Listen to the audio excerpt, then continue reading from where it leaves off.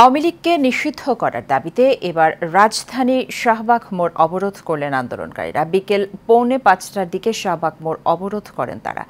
এ সময় তারা জানান, আওয়ামী লীগ নিষিদ্ধ করে প্রজ্ঞাপন জারি না করা পর্যন্ত রাজপথ ছাড়বেন না। আরও জানাচ্ছেন শেখ ফাহিম। সন্ত্রাসী সংগঠনটির নিষিদ্ধ ব্যতীত যমুনা থেকে আমরা যাচ্ছি না। আওয়ামী লীগ নিষিদ্ধের দাবিতে প্রধান উপদেষ্টার বাসভবন যমুনার কাছের ফোয়ারার পাশে মঞ্চ তৈরি করে অবস্থান নেন আন্দোলনকারীরা। এ সময় শাহবাগ মোড় অবরোধ করার ঘোষণা দেন জাতীয় নাগরিক পার্টির দক্ষিণাঞ্চলের মুখ্য সংগঠক হাসনাত আব্দুল্লাহ। এরপরই আন্দোলনকারীরা মিছিল নিয়ে এসে শাহবাগ মোড় অবরোধ করেন। সেখানে অবস্থান নিয়ে তারা আওয়ামী লীগকে নিষিদ্ধ করার দাবিতে বিভিন্ন স্লোগান দিতে থাকেন। আন্দোলনকারীরা জানান, দাবি আদায় না হওয়া পর্যন্ত চলবে তাদের এই কর্মসূচি। সারা দেশের মানুষ বলছে, যতক্ষণ এই ফ্যাসিস্ট আওয়ামী লীগকে নিষিদ্ধ করা না হবে ততক্ষণ পর্যন্ত আমরা রাজপথে থাকব।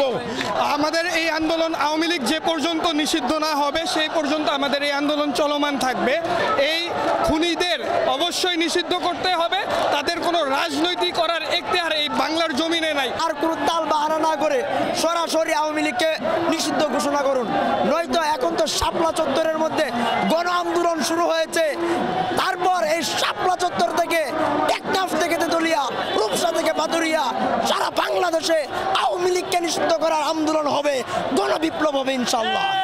জাতীয় নাগরিক পার্টির ডাকে এই কর্মসূচিতে এনসিপি ছাড়াও বিভিন্ন রাজনৈতিক দল ও সংগঠনের নেতাকর্মীরা অংশ নেন। Sheikh Fahim, Asian television.